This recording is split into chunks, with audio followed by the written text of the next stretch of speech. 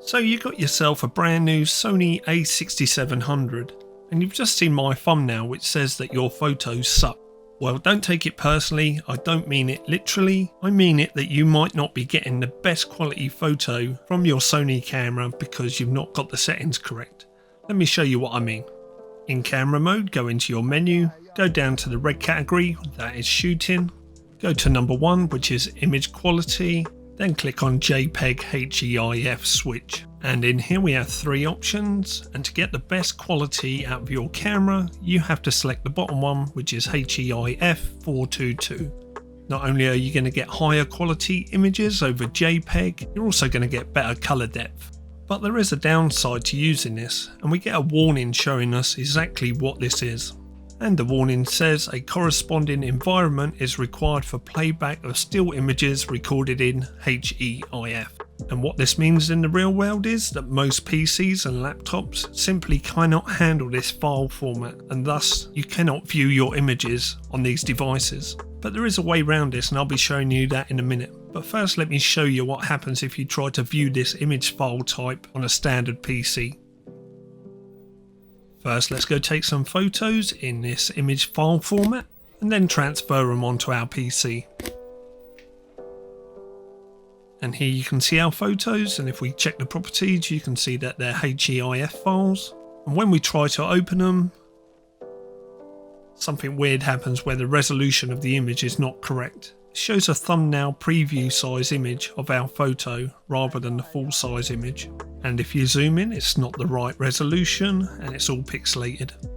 So we want to use HEIF 422 for its better image quality and better colour depth, but we can't view the images on certain PCs, so we need a way to view them and then convert them but retain the quality and the colour depth of using HEIF. Well, there is a way of doing that, and I'm going to show you that right now. The first thing you need to do is download Sony's Imaging Edge desktop. It's completely free and available for download on Windows and Mac. I'll leave a link to it in the description and in the pinned comment below. Once you've downloaded it, install it to your device. You'll then have 3 programs installed on your device: Edit, Remote and Viewer. The one you want to load up is Viewer. Once it's loaded up, you're going to locate your image files on the left hand side. Now these will be in a different location to mine. Once you've found them, you'll get a full size preview of each of the images, and you can check out the quality of your photos full size. So we fixed one of the problems, how to view our HEIF files. But if we want to share them, how can we be sure that someone else can open these files and view them full size? Well, that can also be done in this program.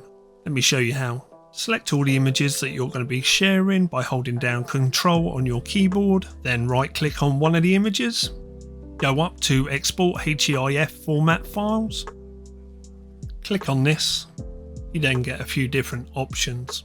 Top one gives us the option of changing it to JPEG or TIFF format. Now if you want to retain the quality, I recommend selecting TIFF, then head on down to saving, click browse and choose where you want to save your new TIFF files. I'm going to save them in the same location as the originals. Once you've selected your location, click on save. Your photos will then be exported and converted into TIFF files. Here you can see the first 4 photos are the originals and the second 4 are our newly exported TIFF files. We can now open these in Windows, no problems at all. We can share them with friends or associates, and they retain the quality of the HEIF files and the increased colour depth that we're after.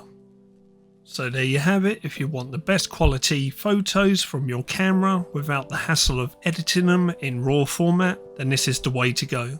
I'm sure over time that eventually the HEIF file format will come the standard, and eventually Windows and other devices will have software that can support this file format.